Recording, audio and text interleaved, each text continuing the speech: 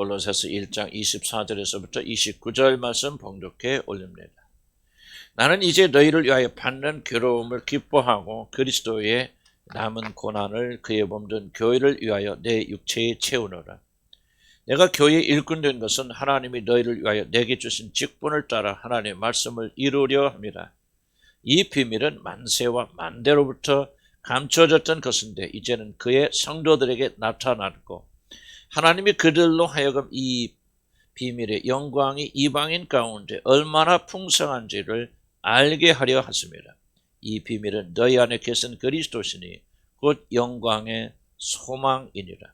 우리가 그를 전파하여 각 사람을 권하고 모든 지혜로 각 사람을 가르치면 각 사람을 그리스도 안에서 완전한 자로 세우려 함이니 이를 위하여 나도 내 속에서 능력으로 역사하신 이의 역사를 따라 힘을 다하여 수고하노라. 아멘. 오늘은 목회자의 사명이란 그런 말씀을 가지고 같이 은혜를 나누고자 합니다. 제가 목회자로 부름받아 사역을 시작한 지는 어느덧 40년이란 세월이 흘렀습니다. 40년이 이제 되어 가니까 이제 목사가 무엇인지, 목회자로서 목사의 사명이 무엇인가를 잘 알 것 같지만은 사실 그것 때문에 아직도 매일 고민하고 있는 것이 사실입니다. 도대체 목사라는 것이 무엇인가? 무엇이 목회자에게 가장 중요한 일인가? 내가 만약 목회자 임무를 잘못하여서 우리 주님 한 교인들을 잘못된 곳으로 인도하고 있다면 그 책임을 내가 어떻게 질 것인가? 저는 기도하는 시간마다 하나님께 투쟁하고 하나님께 발버둥을 치면서 도대체 목회자의 올바른 사명이 무엇일까를 이해하기 위해서 발버둥을 치고 있습니다.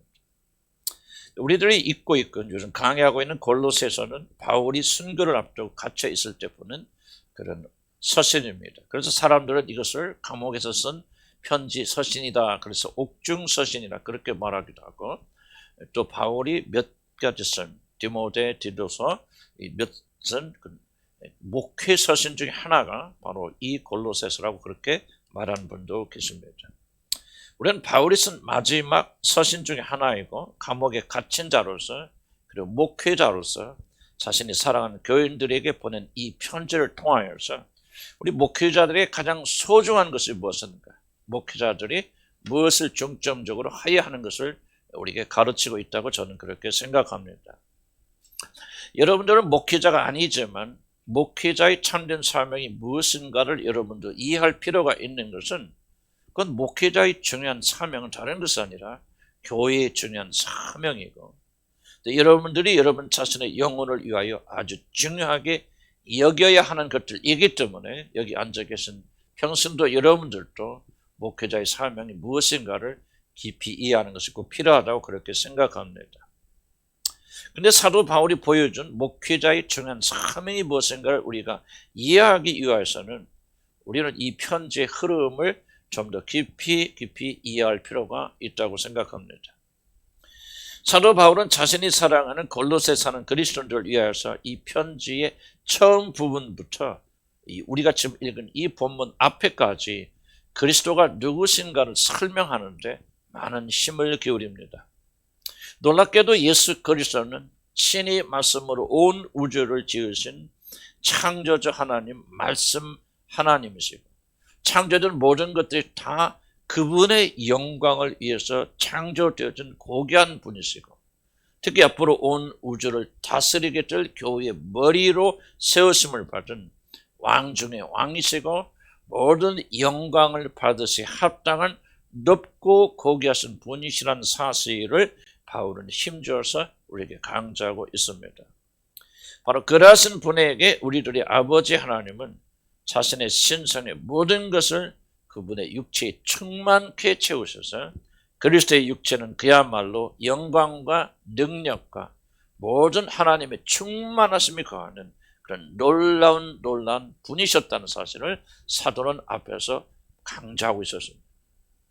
하나님 모든 신성이 충만하게 거하시는 이 놀라운 몸을 입고 이 땅에 내려오신 분이 바로 우리가 부르는 주 예수 그리스도이십니다. 바로 그러하신 분께서 저와 여러분의 모든 죄를 짊어지시고 우리 죄인들을 대신하여서 십자가에서 우리 대신 심판받으시고 죽으셨습니다. 그렇기 때문에 우리의 모든 죄는 그분의 죽으심으로 인해서 사함받고 그를 믿는 모든 자들을 하나님께서 이제 그들의 죄를 용서해 주셨을 뿐만 아니라 그들을 양자 삼아 주셔서 자기 자신의 모든 것을 상속케 하는 상속자로 삼아 주셔서 우리들은 이제 그 나라에 들어가 영광스럽게 살 것이라고 바울은 힘차게 앞에서 증언하고 있는 것입니다. 바로 이 사실을 믿음으로 예수 그리스도를 자기 주로 받아들여 그에게 복종하며 사는 것을 가리켜 구원의 길이라고 그렇게 말합니다. 사도 바울은 골로새서를 통해서 바로 이러하신 분이, 이렇게 놀랍고 위대하신 분이 이루신 십자가에서 그리스도의 죽으심을 통한 구원 외에는, 십자가에서 이루신 그 구원의 방법 외에는 우리들이 구원받을 다른 방법이 없다는 사실을, 그 누구도 예수 그리스도를 통하지 않고는 이 놀라운 구원에 들어갈 자가 없다는 사실을 계속해서 밝히고 있습니다. 바로 이것이 유일한 구원의 방법이라는 사실을 다시 한번 사도 바울은 이 골로새서를 통해서 우리들에게 가르치고 외치고 있는 것입니다. 그러나 이것이 구원의 이야기의 끝이 아닙니다. 이렇게 구원을 받고 성령을 받은 것으로 모든 것이 끝나고 이제 머지않아서 오실 주님만을 평안 가운데 기다리고 있기만 하면 된다면은 얼마나 예수 믿는 것이 쉽겠습니까? 그런데 앞에서 말하는 것이 퀀트 시합으로 따르면 1라운드라면 여러분 제2라운드가 여러분 시작된다는 것을 잊지 마시기 바랍니다. 그것은 사탄의 복수, 사탄의 반격이라고 하는 제2라운드가 있습니다. 하나님의 사랑으로 인해서 하나님의 자녀가 난 죄들에 대한 자녀 같은 자들에 대한 사탄의 반격이 바로 이어지는데 바로 이것이 구원의 드라마의 제2막입니다. 만약 우리들이 사탄의 반격이 시작되는 구원의 제2막이 있다는 사실을 여러분 제대로 알지 못한다면 여러분들의 구원은 큰 위기를 맞게 됩니다. 그래서 처음 구원받을 때 기뻐하고 즐거워하고 감격 속에 살다가 그 감격이 사라지게 되어지면 결국 믿지 않는 자들과 별다른 차이가 없는 그런 사람으로 변질되게 됩니다. 여러분 한번 생각해 보시기 바랍니다. 그렇게 공들여 지옥으로 잘 데리고 가던 여러분, 그냥 사단이 하라는 대로 따라다니고 그냥 멸망의 죄를 짓고 멸망으로 내려가던 그런 여러분이 어느 날 그냥 교회를 다니기 시작하더니 갑자기 미쳐버려서 예수님을 자신의 구주로 받아들이는 대참사가 일어납니다. 수십 년을 밤잠도 자지 못하고 노력해서 이게 조금만 더 노력하고 조금만 더 시간이 있지만 완전히 지옥으로 떨어질 멸망의 나라에 이미 속하였던 여러분이 어느 날 갑자기 주님을 한 교회라는 이상한 곳에 다니기 시작하더니 거기서 자기 자신의 죄를 고백하고 울고 난리를 피고 그만 자기 마음을 다 쏟아 예수를 자기 주로 받아들이고 맙니다. 그래서 홀라당 하루아침에 하나님이 사랑하시는 그 아들의 나라로 호적을 옮겨버리는 사단으로 보면 대참사, 대사고가 일어납니다. 이런 방심하다가 한번 크게 얻어 터진 사탄이 거기서 물러나겠습니까? 우리 원수 사단의 활동은 우리들이 구원을 받았다고 결코 멈추지 않습니다. 호적을 바꿔버린 여러분을 다시 넘어뜨려 우는 사자처럼 사단은 기회를 다시 살피고 있습니다. 택함받고 이미 구원을 받은 자들 중 하나라도 미혹하여서 지옥으로 다시 데려가기 위해서 사단은 오늘도 쉬지 않고 우는 사자처럼 삼킬 자를 찾고 있습니다. 그래서 믿음이 약하고 미약한 자들 집어 삼킵니다. 공동체에서 이탈되는 사람들을 삼킵니다. 제가 동물의 왕국 보면요, 그 강한 사자가 동물들 가서 먹이로 이렇게 죽일 때요, 저는 처음에 어떻게 생각하냐면 제일 크고 맛있고 그런 거를 잡아먹겠지. 그런 게 그게 아니더라고요. 몇 시간 동안 웅크리고 앉아서 지켜보면서 누구를 찾냐? 연약한 새끼들, 공동체 그룹에서 이탈해서 혼자 나와서 불 뜯어 먹는 것들, 그런 것들 몇 시간 기다리고 있다가 그 연약한 자들이 공동체에 떨어져서 홀로 있게 되었을 때 사자들이 달려가서 그거를 먹이로 삼는 것을 저는 보았습니다. 그렇죠. 마찬가지로 사탄도 믿음이 약하고 미약한 자들을 집어삼킵니다. 만약 여러분이 진실로 거듭났다면 다시 멸망의 나라로 들어오는 일은 어려울지 몰라도 하늘나라에서 하면 축복도 받지 못하고 여기 있으나 저기 있으나 별발 다를 것이 없는 그런 무기력한 자로 만들기 위하여 사단과 그를 쫓는 귀신들은 모든 지혜와 힘을 다 여기에 썼습니다. 이것은 바로 구원의 제2막입니다. 1막은 여러분이 하나님 은혜로 구원받아서 하나님 자녀가 되었고 성령을 받았다 할지라도 제2막 여러분을 다시 멸망시키고 옛날로 되돌려가는 사단의 반격이 있다는 사실을 잊지 않기 바랍니다. 바로 여기에 목사와 같은 목회자들의 사명이 있습니다. 바로 이 싸움이 있음을 경고하고 이 싸움을 준비시키는 것이 목회자의 중요한 사명입니다. 전도자들은 전도만 하는 전도자들은 구원의 1막에 더욱더 큰 관심을 가지고 있지만은 목회자들은 사실 이 구원의 제2막에 더 큰 관심을 갖습니다. 그러면 사단은 어떻게 자기 자신의 신분과 호적을 바꾼 자를 미혹하여서고 공격하여서 그 믿음에서 이탈되도록 만듭니까? 물론 사단은 여러 가지 수를 헤아릴 수 없는 방법으로 다 동원하여서 우리들 미혹하지만 특히 이단적인 사상을 가진 자들을 교회에 침투시키고 그들의 감언 이설에 많은 사람들이 미혹되도록 함으로 사람들이 구원을 받지 못하게 만들거나 아들의 나라의 백성이 된 자들을 멸망의 길로 이끌어 가려고 그럽니다. 그래서 오늘 또 수많은 자들이 교회 안에 머물러 있기는 있지만은 이단들의 사상을 따름으로 참된 구원의 길에서 벗어나는 비극이 일어나고 있는 것입니다. 그러면 이단들은 교회 안에 있는 자를 어떻게 미혹합니까? 여러 가지 있지만 오늘 성경은 두 가지 방식을 지적합니다. 이들이 택함받은 백성들을 미혹하는 중요한 방식은 율법주의와 신비주의라는 두 가지 방식을 사용해서 하나님을 믿는 백성들 구원의 1막이 이루어진 자들을 2막에서 공격한다고 그렇게 성경이 말하고 있습니다. 우리들은 물론 예수님의 십자가를 믿음으로 구원을 받을 수 있다. 그리스도를 믿는 것은 우리들이 구원에 이르는 매우 중요한 길이라고 그들은 말합니다. 그러나 이것은 구원을 받기 위해서 완전한 것은 아니라고 말합니다. 그리스도를 믿는 믿음이 우리들의 구원을 돕는 것은 분명히 맞는 사실이지만 그 믿음 하나만으로 우리들의 구원이 완성되는 건 아니다라고 그렇게 말하며 오직 예수 그리스도를 믿는 믿음으로 우리들의 구원이 완전하게 이루어진다는 사실을 이들은 전면적으로 부인합니다. 그래서 이렇게 말합니다. 예수 자체를 부인하는 것이 아니고 예수를 믿는 믿음을 부인하는 것이 아닙니다. 예수를 믿는 믿음은 아주 중요하지만은 그러나 여기에 무엇인가가 더해져야 됩니다. 그래야만 믿음이 완전한 믿음이 될 수 있다라고 그렇게 사단은 사람들을 미혹하는 것입니다. 예를 들자면 율법주의자는 이렇게 말합니다.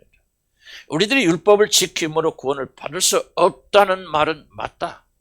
누가 이 모든 율법을 다 지킬 수 있겠는가?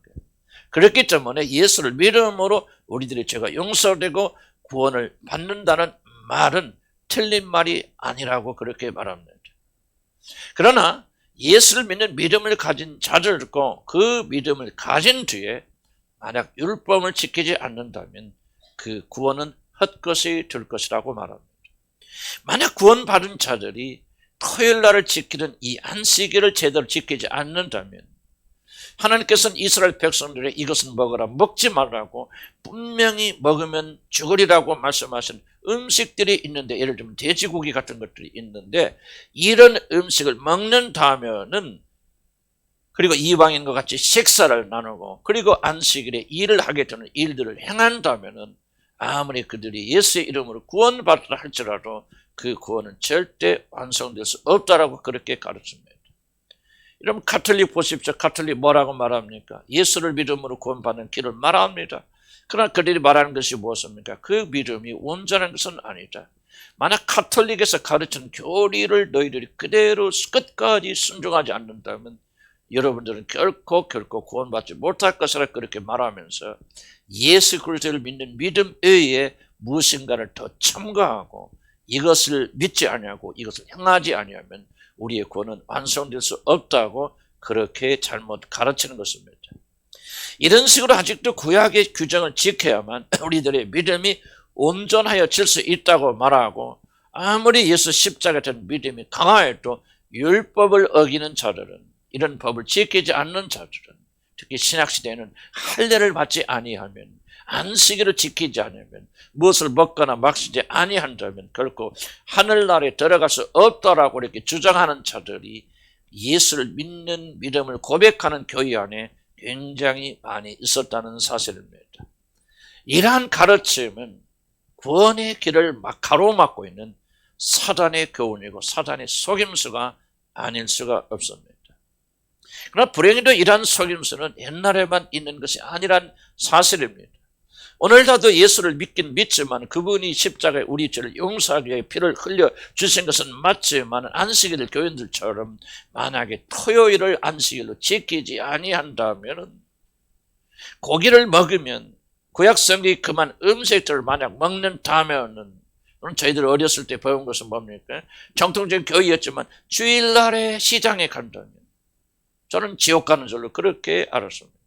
술을 마시면 아무리 믿음이 좋고 예수 믿는 믿음이 있어도 술을 먹고 담배를 피는 자들은 어떤 특정한 성경을 믿지 않는다면 그 사람의 구원은 잃어버리게 될 것이라고 가르치고 있는데, 꼭 그렇게 직접적인 말을 안 해도 그런 식으로 유도하고 있는데, 바로 그러한 자들이야말로 사도 바울이 경계하고 심히 싸웠던 이단들이라고 저는 그렇게 생각합니다.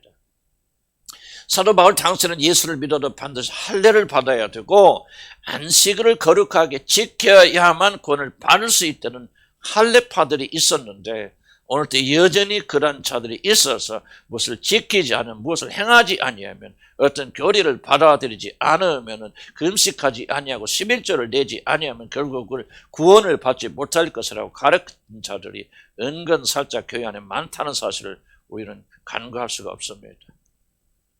그런데 사도 바울 당시에는 이런 율법주의만 있는 것이 아닙니다. 예수를 믿긴 믿어도 이런 율법을 지켜야 된다, 그래야만 구원받을 수 있다고 행위를 강조하는 그런 율법주의뿐만 아니라 영지주의라고 하는 또 다른 큰 이단이 교회 안에 침투하여서 복음을 막았습니다. 영지주의란 무슨 뜻이냐면, 믿음을 가진 자들이 다 구원을 받는 것이 아니다. 예수를 다 믿는 자들, 믿는다고 주장하는 자들이 다 구원을 받는 것이 아니라 오직 영적 세계에 대한 특별한 체험적 지식을 가진 자들만이 구원을 받게 될 것이다. 그래서 영적 지식을 받는 자들만이 구원을 받는다. 그래서 영지주의라 그렇게 말하는 것입니다. 그렇게 가르쳤기 때문에 그 당시에 예수님을 주님으로 받아들인 자들도 이 특별한 체험을 하기 위해서, 하나님의 신뢰한 것을 체험하기 위해서, 영적인 세계에 들어가기 위해서 복음을 버린 자들이 굉장히 많이 일어나게 되어졌습니다. 그리스도를 믿는 믿음을 가지긴 가져도 이 놀란 영적 세계에 대한 체험적 지식에 이르지 못한다면 그 사람은 결코 구원을 받을 수 없다고 주장하였기 때문에 아마 구원을 받은 자들도 이들의 유혹에 넘어가 버리고 복음을 버리고 하나님의 비밀을 체험하기 위해서 곁길로 나갔던 것입니다. 사실 이 피해가 너무나도 컸기 때문에 골로새 교인도 흔들리고 있었습니다. 그래서 사도 바울은 급히 서신을 보내서 이들이 이단에, 영지주의 이단에서 빠지지 않도록 경계하고 그들을 가르쳤던 것입니다. 바로 오늘날 교회 중에서 예를 들어 큰 믿음교회가 됐든 그런 교회에서 그들이 받는 구원관이 무엇인지 아십니까? 그들이 아무리 예수를 주로 고백하고 거듭난 믿음이 있다 할지라도 그 교회 지도자 목사의 안수를 받아서 그들이 어떤 영적 세계를 체험하지 않으면 결코 그들은 구원받을 수 없다라고 하는 것을 공식적으로 그들이 가르치고 있는데, 이것이 바로 영지주의의 확장입니다. 영지주의가 그대로 적용되고 있는 교회 중에 하나가 소위 큰 믿음교회라고 알려져 있는 그런 교회 같은 이단들이 아니겠습니까? 그런데 왜 우리 한국에 사는 우리들은 특히 바울이 싸우고 있는 이 영지주의에 대해서 깊이 관심을 가져야 됩니다. 그 이유는 한국 그리스도인들이 복음을 듣기는 하지만 열매를 잘 맺지 못하는 가장 심각한 이유가 무엇이냐? 바로 영지주의 영향이 아직도 한국인들에게는 생생하게 살아있기 때문에 그렇습니다. 영지주의 이단이 앞에서 말한 그런 교회가 같이 그런 한 교회만 그러겠습니까? 얼마나 수많은 사람들, 아마도 여러분 여기 앉아 계신 여러분 중에서도 얼마 소수의 사람들은 아직도 이런 영지주의 사상을 가지고 있을 것이고, 그래서 무엇을 보고 듣고 체험하면 그것이 구원인 것처럼, 그렇게 해야만 구원받는 것처럼 그렇게 믿기 때문에 예수 그리스도의 복음을 심각하게 받아들이지 않는 자들이 있을 수도 있습니다. 여러분, 한번 우리들 자신이 어떤 사람들인가 한번 생각해 보시기 바랍니다. 아마 우리 한국인들은 어렸을부터 저녁마다 방 안에 들어 앉았어요. 그리고 추울 때마다 이불 펴놓고 이불 속에 발 다 집어넣고, 그러니까 어른들이 들려주는 귀신 이야기를 듣고 자라는 세대가 바로 저와 여러분의 세대입니다. 그래서 그런지 한국인들의 영적인 이야기 아주 익숙할 뿐만 아니라 필요 이상의 깊은 관심과 의미를 믿습니다. 그래서 여러분, 하나님은 믿지 않아도 귀신들을 믿는 사람들이 대한민국 사람들입니다. 우리 조상들은 오래전부터 귀신들을 섬기고 악한 영들을 섬겼다는 것을 우리가 부인할 수가 없습니다. 산에 산마다 들에 들마다 나가서 여러분 돼지 대가를 넣고 절하고, 여러분 삼성같이 큰 회사가 건물을 중국할 때 뭐 하는지 아십니까? 삼성같이 큰 회사가 여러분 돼지 대가리를 잡아놓고 그 앞에 모든 임직원들이 나와서 여러분 다 절하고 제사를 드리는 게 바로 한국의 사회고, 삼성 IT 기업, 세계적인 IT 기업이라고 하는 삼성 회사가 하는 일입니다. 여러분, 우리나라의 건국 신화만 보더라도 여러분 곰이 산신령과 결혼해서 여러분 낳은 아이가 이 나라를 세운 국부라고 하고 굳게 믿고 있는 나라가 바로 우리나라가 아닙니까? 이런 주술적인 사고가 우리나라 사람들에게 보이지 않는 강력한 영향을 행사하고 있기 때문에 우리는 영지주의를 알아야 되고, 이 영지주의의 어떤 공격으로부터 우리 자신을 지키지 않는다면 결코 우리는 우리의 구원을 완성할 수 없다는 사실을 나는 강조하며 말씀드릴 수 있습니다. 생각해 보세요. 얼마 전까지만 하여도 우리나라에 도대체 할로윈 데이라는 것이 있었습니까? 그런데 우리 대한민국이 이제 할로윈 데이를 온 지구상에서요, 전 세계를 통틀어서 가장 유별나게 지키는 나라가 바로 일본과 한국이라고 말합니다. 그래서 얼마 전에 여러분 잘 아시는 대로 아까운 젊은이 150명의 귀한 생명을 잃는 사고까지 우리 대한민국에서 일어나지 않았습니까?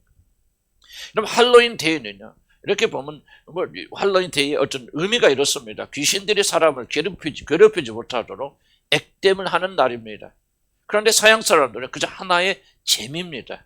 그래서 저도 할로윈 데이가 무엇인지 전혀 알지 못했는데 영국에 가니까요, 이상한 복장을 하고 귀신 복장한 아이들이 와서 문을 똑똑똑 들이대는데 못 올라가면 돈 좀 주세요, 캔디 주세요, 그러고 갑니다. 그래서 그 사람들은 그 이상의 의미를 주지 않고 그저 그런 날 캔디 얻어먹고 돈 얻고 이렇게 아이들이 즐겁게 노는 그런 날에 불과합니다.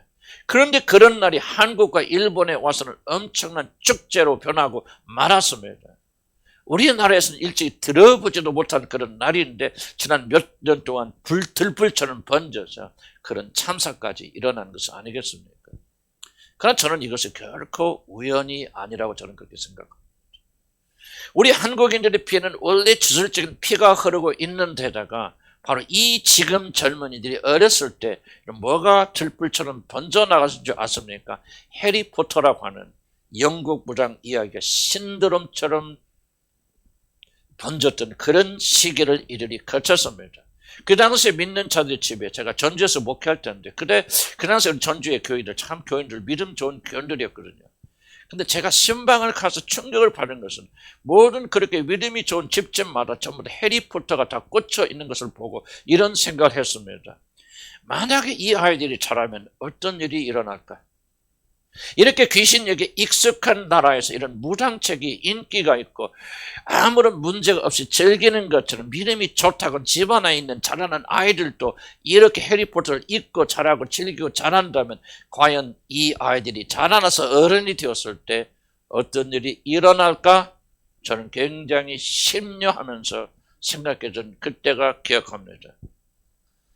아니나 다를까 그 아이들이 자라나서 다 교회를 떠나고 그 아이들이 자라나서 할로윈 데이 같은 귀신 축제에 빠지고 이상한 음악에 그리고 마약에 빠져드는 것은 이런 결코 우연이 아닙니다. 사단은 오래전부터 우리 젊은이들 파괴하기 위해서 우리들이 어른들에게 책임이 있지만은 그때부터 이들이 어릴 때부터 사단은 준비를 해온 것입니다.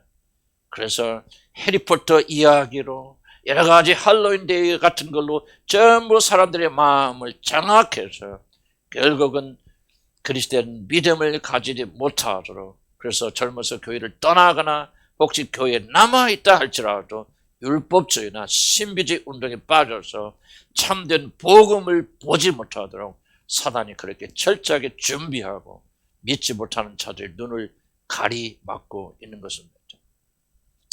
그래서 이들이 교회에 다니고 복음을 받아들인다 할지라도 영지주의자들처럼 신비한 초자연적인 현상을 경험하는 것이 구원의 길이라고 믿고 그런 주설적인 신앙에 빠져 들어가는 것은 결코 나는 우연이 아니라고 그렇게 생각합니다. 물론 이것은 신비한 어떤 영적 체험을 하는 것이 다 잘못된 것이란 말이 결코 아닙니다. 기독교 자체는 신비의 종교라고 저는 그렇게 믿습니다. 구원이란 참 놀랍게 신비스러운 일이기 때문에 우리 이성으로 받아들일 수 없는 모든 것을 거부하는 것이 저는 결코 아니고 신비 자체를 잘못됐다고 말하는 것이 아닙니다. 그런데 여러분 기억하실 것은 이런 신비주의가 정말로 심각해지는 것은 바로 구원이 이런 영적 체험을 하는 것에 달려있다고 믿게 하므로 그리스도의 십자가의 속죄사역을 통한 구원의 길이 부인될 때 이 신비주의는 가장 강력한 힘을 발휘하게 되고 가장 심각한 문제를 저와 여러분에게 일으키는 것입니다. 율법을 지키는 것이나 영적인 지식을 추구하는 것이 하나님께서 우리에게 베푸신 구원의 유일한 방식, 즉 그리스도의 속죄사역을 믿음으로 받아들이고 그리고 이것만이 유일한 구원의 길이라는 것을 부인하게 만들기 때문에 영지주의와 같은 신비주의는 저는 사탄의 도구라고 그렇게 담대하게 여러분에게 말씀드릴 수가 있습니다. 이런 어떤 감각적인 체험을 하면 환상을 보게 되면 어떤 영서를 쓰는 체험을 하게 되면 방언을 말하고 예언을 말하게 되면 바로 그것이 구원이라고 믿는 결정적인 문제가 있다고 하는 것을 내가 지적하는 것이지 기독교 안에는 신비 자체를 부인하는 것이 아닙니다. 바로 이런 문제가 사도 바울 당시에도 심각하게 있었기 때문에 모든 자들이 신령한 은사만 쫓아가고 어떤 감각적인 체험하고 이상한 일들만 쫓아가기 때문에 그들이 참된 믿음에서 이탈되는 이 모습을 바라보고 사도 바울은 더 이상 견디지 못하고 이들을 건져내기 위해서 이 골로새서를 써서 참된 비밀이신 그리스도를 그들이 선포하고 있는 것입니다. 바울은 이렇게 말하는 것 같습니다. 그래 맞다. 너희들이 말하는 대로 너희들이 하나님의 비밀을 알고 체험하지 못하면 구원을 받을 수 없다. 영적인 지식과 체험을 통해서 하나님의 비밀을 발견하지 못한다면 너희들이 멸망받을 것이라는 말이 틀린 말은 아니다. 그런데 그 비밀이 무엇인지 아느냐. 비밀 자체를 부인하는 것은 아닙니다. 신비 자체를 부인하는 것은 아닙니다. 기독교 신비 자체를 없애는 것이 아니라 참된 신비, 참된 비밀을 사도 바울은 그들에게 가르쳐 주는 것입니다. 너희들이 모든 죄에서 용서함을 받게 만들어주고 너희와 사탄의 자녀인 너희들 하나님의 자녀로 삼게 만드는 그 놀란 초월적 지식, 너에게 구원을 가져던 참된 영적 지식이 무엇인지 너희들 도무지 아느냐. 바로 그 비밀은 하나님의 독생자 아들 되신 우리 주 예수 그리스도이시라고 지금 사도 바울이 그렇게 말합니다. 그래서 27절에서 이 비밀은 너희 안에 계신 그리스도시니 내가 목회자로서 나의 가장 큰 임무가 무엇인지 아느냐. 바로 그것은 하나님의 비밀인 그리스도를 너희들이 깨닫게 하려는 것이라고 2장 2절에서 사도 바울은 아주 심각하게 말하고 있는 것입니다. 사랑하는 성도 여러분, 잊지 마시기 바랍니다. 우리들을 구원으로 인도하는 다른 비밀은 없습니다. 그리스도를 아는 것이 하나님께 인도되고 구원을 이루는 유일한 하나님의 비밀이라는 사실을 기억하시기 바랍니다. 만약 우리들이 이 비밀 외에 다른 비밀을 추구한다면, 예수 그리스도를 아는 지식 외에 다른 영적 지식을 추구한다면, 신비주의자들처럼 예수 그리스도를 통한 구원의 길이 아니라 그저 초월적인 것을 체험함으로 그것을 목적으로 삼고 무엇을 보고 듣고 느끼고 그랬기 때문에 그런 것이 구원의 길이라고 여러분이 그렇게 믿고 좇는다면 나는 장담합니다. 여러분은 반드시 지옥에 갈 것입니다. 물론 기독교는 신비의 종교이고 신비한 체험을 하는 것이 무조건 잘못될 리 없습니다. 하지만 이러한 경험을 구원의 근거로 삼는다면은 예수를 믿고 예수를 따라가고 예수를 알고 예수를 경험하고 예수 그리스도의 비밀을 체험하는 것보다도 여러분이 환상을 보고 꿈을 꾸고 예언을 말하고 방언을 말하고 그리고 영서를 쓰고 해석하고 다른 사람의 장래를 예언해 주는 일에 더욱더 관심을 갖는다면, 그래서 내가 예수 꿈속에서 예수님을 보았다든지 천사를 보았다든지 신비한 황홀경 속에서 천국을 경험하였다든지 하는 체험이 있기 때문에 내가 구원받았다고 그렇게 주장하거나 그러한 것들을 체험하기 위해서 성경이 말하는 진정한 구원, 하나님의 비밀이신 그리스도를 제껴놓고 무시한다면 그 사람은 영지주의 함정에 빠져버린 것이고, 그리고 그 사람이 갈 곳은 영원한 멸망이 있는 지옥뿐이라는 사실을 나는 우리 주 예수 그리스도의 이름으로 간절하게 여러분이 권면합니다. 저도 젊었을 때 복음을 하지 못했을 때는 내가 방언을 말하기 때문에 구원을 받았다는 그런 착각을 하였습니다. 목사가 된 후에도 내가 지식과 복음을 제대로 이해하지 못해서 신비한 영적 세계를 체험하고 예언과 환상과 방언과 이 모든 것들 하는 것이 바로 구원이라고 그렇게 생각하고 저도 신비주의에 한참 동안 쫓아다니는 그런 일도 있었습니다. 그리고 그 결과 나는 제 자신이 구원받은 자라는 착각 속에서 이런 영적인 것을 체험하고 있기 때문에, 행하고 있기 때문에, 이런 지식을 가지고 있기 때문에, 이런 환상과 꿈과 이 모든 것이 나한테 일어나고 있기 때문에 나는 하나님의 자녀요 상속자라는 그런 착각을 가지고 마땅히 걸어야 될 구원의 길, 하나님의 비밀이신 그리스도를 아는 일에 전심하지 않았습니다. 여러분에게 감히 제가 말씀드리고 싶은 것은, 제 체험을 통해서 여러분에게 간곡하게 말씀드리고 싶은 것은, 그 결과 저는 수십 년을 방황하며 하나님께서 내게 준 엄청난 것을 다 빼앗기고 도둑질 당하고 죽음 직전까지 갔다가는 사실입니다. 사랑하는 성도 여러분, 영지주의 이런 속임을 결코 가볍게 여기지 말고 조심하여야 됩니다. 여러분 중에 그런 말을 하는 자가 있거든, 그런 것을 추구하는 자들이 있거든, 사정없이 쳐내시기를 나는 주의 이름을 간절히 축복합니다.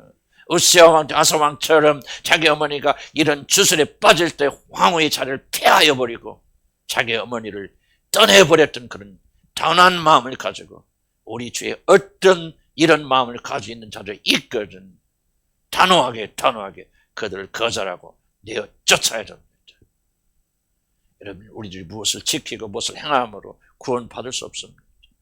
안식일 교인들처럼 토요일을 지킴으로 구원을 받는다든지 요즘 어떤 교회에서 강조하는 것처럼 킹 제임스 성경을 사용하지 않으면 지옥에 간다든지, 예정론을 믿거나 예정론을 믿지 않는 자들은 구원받지 못한다든지, 어떤 신비주의 집단에 속하여서 초월적인 현상들을 체험하지 못하면 구원을 얻지 못하는 것까지 말한다면, 이 모든 것들은 사도 바울이 경고하는 이단들이고 십자가의 원수들인 것입니다. 다른 복음은 없나니 다만 어떤 사람들이 너희를 교란하여 그리스도의 복음을 변하게 하려 함이라. 그러나 우리나 혹은 하늘로부터 온 천사라도 우리가 너에게 전한 복음 외에 다른 복음을 전한 자들에게는 저주를 받을지어다라고 그렇게 경고하고 있습니다. 그리스도는 하나님께 이런 유일한 비밀입니다.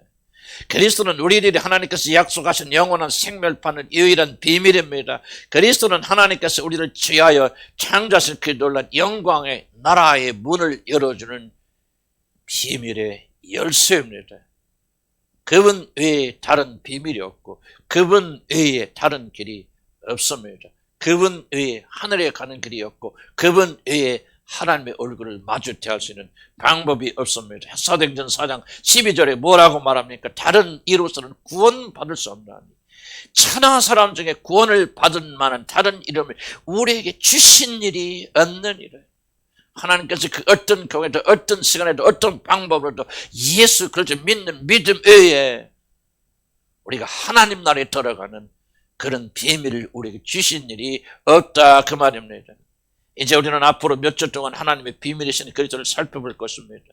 저는 이 과정을 통해서 예수 그리스도만이 참된 생명을 주신 유일한 길임을 여러분이 깨닫게 되기를 나는 주님의 이름으로 간절히 축복합니다. 하나님의 비밀이신 그리스도를 깨달아서 이제 영지주의자들의 속임수와 헛된 설수에서 온전히 해방되어지고 주술에서 해방되어지고 율법주의에서 해방되어져서 오직 예수 그리스도를 믿는 간절한 믿음 하나로 구원에 이르는 여러분들을 난 주 여러분을 간절히 축복합니다. 말씀을 맺습니다. 오늘 말씀의 중요한 목표는 제가 이 말씀을 통해서 여러분에게 전달해 드리고 싶은 내용은 목회자의 사명이 무엇인가를 살펴보는 것이었습니다. 하나님의 비밀은 그리스도, 바로 그리스도 외에는 신비한 비밀이 존재하지 않고 하나님의 비밀이신 그리스도를 올바로 아는 것이 우리들의 영원한 생명을 결정짓는 것이기 때문에 하나님의 비밀인 그리스도를 여러분이 소개하고 여러분을 알게 하고 믿게 하시고 여기에 생명을 걸게 하는 것이 목회자의 가장 중요한 임무라고 저는 의심 없이 그렇게 생각합니다. 또한 우리들이 복음을 올바로 알아 구원의 길이 들었어도 우리들이 구원을 빼앗아 버리려는 늑대들이 많이 있다는 것을 우리 목회자들은 잘 압니다. 우리 주님이 제자들을 전도 여행을 보내면서 뭐라고 말씀하셨습니까? 갈지어다 내가 너희를 보냄이 어린 양을 이리 가운데 보냄과 같도다. 목회자의 심정을 가지고 자기 제자들을 파송하였는데 정상적인 목회자들은 똑같이 이와 같은 심정을 가지려나 그렇게 생각합니다. 전에는 거듭나기만 해도 다 모든 것이 끝이라고 생각했는데 이제는 이 모든 것을 이해하게 되었기 때문에 저도 바울과 같은 목회자의 심정을 조금 가져봅니다. 복음을 올바로 가르친다고 되는 것이 아니라 여러분 거듭나서 하나님의 자녀가 되었다고 완성되는 것이 아니라 그 복음을 받아들이지 못하게 방해하거나 복음의 열매가 맺히지 못하도록 방해하는 이단 사설들의 미혹에 빠지지 않도록 사단의 공격에서 패배하지 않도록 복음을 받아들인 자들을 올바로 인도하여서 이미 받아들인 복음을 지키도록 하는 것이 목회자의 아주 중요한 그런 사명이고 여기에 목숨을 거는 것이 올바른 목회자라고 저는 그렇게 생각합니다. 이러면 생각해 보시기 바랍니다. 씨앗을 밭에 뿌렸다고 열매 맺을 때까지 놀고 먹으며 그냥 기다리는 농부가 어디에 있겠습니까? 아무리 씨를 잘 뿌렸어도 그래서 싹이 잘 나도 열매를 맺으려면 그때부터 잡초와의 전쟁을 여러분 벌여야 되지 않겠습니까? 매일 뽑아도 또 올라오는 잡초를 제거하는 것이야말로 성공적으로 열매를 맺기 위한 아주 중요한 과정이라는 것을 자기 밭에 조그만 상처라도 심어본 사람은 곧바로 알 것입니다. 그래서 율법주의를 경계하고 신비주의 덫에 걸리지 않도록 경고하는 것입니다. 우리들이 만약 이 경고를 무시한다면 우리는 결코 하나님의 나라에 들어갈 수가 없을 것입니다. 저는 얼마 전에 2013년에 일어난 허영우라는 분이 이끄는 한국의 등산팀이 에베레스트에서 세계에서 가장 높은 그런 봉우리들이 있는데 14개의 봉우리가 있습니다. 8,000m 이상이 되는 14개의 봉우리가 있는데 이 허영우라고 하는 등반팀이 그 14개를 정복하는 과정을 다큐멘터리로 찍은 것을 제가 본 기억이 있습니다. 특별히 이분들은 그 높은 산에 올라갈 때 산에 올라가면 산소가 없잖아요. 희박합니다. 그래서 죽게 됩니다. 저희도 미국의 덴버라는 데서 살았는데 그 덴버가 1.6km, 해발 1600m입니다. 그래서 숨이 가쁘고 산소가 모자라니까 그런 것을 많이 경험하였는데 8000m 이상을 여러분 14개 봉우리를 다 정복하는데 산소 마스크를 쓰지 않고 올라가니까 얼마나 어렵겠습니까? 그래서 이들은 목숨을 걸고 이제 마지막 에베레스트 산을 정복하는 그 과정을 다큐멘터리로 찍었습니다. 이들이 죽을 것을 하면서 결국은 에베레스트 산에 오릅니다.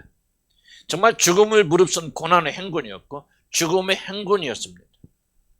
이 모든 어려움을 이기고 대원들은 결국 세상에서 가장 높은 산 에베레스트 산 정상에 산소 마스크를 쓰지 않고 이러면 올랐습니다. 얼마나 대단한 일입니까? 모든 사람이 흥분하고 기뻐합니다. 그런데 그 대원 중 서성우라고 하는 젊은 대원이 정상에 올라가긴 산소를 쓰지 않고 올라갔지만 산소가 희박하여서 탈진하고 거의 죽기 전에 겨우 이 땅에 베이스 캠프로 내려왔습니다. 이제 텐트에서 그가 이제 응급 조치를 하고 잠을 자던 중에 2013년 5월 21일 에베레스트산 거기서 숨을 거두고 맙니다. 죽었습니다. 저는 이것을 보면서 참 충격을 받았습니다. 단지 한국의 한 젊은이가 등산을 하다가 죽었다는 충격보다는 제가 그때 느낀 심정이 도대체 이게 무엇인가? 도대체 인간이라는 게 도대체 무엇인가? 도대체 사람이라는 게 도대체 무엇을 추구하는 존재인가? 아니 인간이라는 존재가 이렇게 어리석은 존재인가? 저는 그 다큐멘터리의 그 서성호 대원의 시신을 보면서 저는 순간적으로 이런 질문들을 던졌습니다. 세계에서 가장 높은 산을 다른 사람들은 다 산소 마스크를 쓰고 올라가는데 나는 산소 마스크를 쓰지 않고 올라갔던 그 명예가 무엇이길래 그 젊은 생명을 거기다 바치는가? 높은 산에 올라서 10분 정도, 오래 있지도 못합니다. 산소 희박하기 때문에. 기껏해 5분에서 10분 동안 머물면서 그들의 표현대로 정말 표현할 수 없는 그런 희열을 맛보았다는데 10분 동안 그 희열을 맛보기 위해서 그 고귀한 생명과 맞바꾼다는 말인가? 단 10분의 희열을 맛보기 위해서 온 천하보다도 더 소중한 자기 목숨을 걸고 결국 거기서 그렇게 죽었단 말인가? 인간이라는 게 그렇게 어리석은 존재인가? 저는 굉장한 충격을 그 다큐멘터리를 보면서 느꼈던 기억이 납니다. 저는 이 사건 앞에서 그 개인을 비난하는 것이 아니라 인간의 무지함과 험함을 다시 한번 실감할 수밖에 없었습니다. 사랑하는 성도 여러분, 여러분의 고귀한 생명을 세상의 것과 맞바꾸지 마십시오. 참된 생명이신 그리스도와 여러분의 호기심을 자극하는 그런 신비주의, 무엇을 보고 느끼고 알면 마치 잠시 동안은 자기 자신이 하나님이 된 것 같은 10분 동안의 희열을 여러분이 맛볼 수는 있지만은 그러다가 잠시 후면 영원한 멸망의 죽음을 당하는 그런 허망한 일에 사랑하는 성도 여러분, 여러분 자신을 내어주지 마십시오. 세상이 아무리 즐겁고 세상의 것들이 그리고 스마트폰에 나오는 유명 연예인들이나 그들의 매혹적인 춤이나 노래나 의복들이 그렇게 멋있게 보여도 단 10분의 쾌락을 위하여 거기에 자기 자신의 목숨을 걸지 마십시오. 어쩌면 여러분은 서성호 대원처럼 영원히 거기서 내려오지 못할 수도 있습니다. 그 대신 하나님의 비밀이신 그리스도를 알기를 소원하기를 축복합니다. 여러분에게 영원한 생명을 주고 영원한 나라의 문을 열어주는 하나님의 비밀을 알기를 힘쓰시기를 나는 주의 이름으로 간절히 축복합니다. 그리스도 외에는 우리에게 영원한 참 생명을 가져다 주는 비밀은 없습니다. 그리스도가 하나님의 비밀이고 천국의 문을 열쇠입니다. 이것을 알고 추구하는 것은 성도들이 사는 길이요, 영원한 생명을 얻는 길이요, 성도들의 마땅한 의무입니다. 바로 이 일을 위해서 목회자는 총력을 기울여야 됩니다. 이것이 목회자의 사명입니다. 목회자의 할 것입니다. 그리고 그를 따르는 양들은 다른 것이 아니라 하나님의 비밀이신 예수 그를 알아가는 모든 일에 여러분의 힘을 기울여야 됩니다. 이것 외에는 다른 구원의 길이 없습니다. 세상의 정상에 10분 머물다가 영원한 멸망을 당하지 않기를 나는 주님의 이름으로 간절히 축복합니다. 하나님의 비밀이신 그리스도를 깨달아서 거기 영광의 나라에 영원히 사시는 여러분 되기를 나는 주님의 이름으로 간절히 축복합니다. 기도하십시오.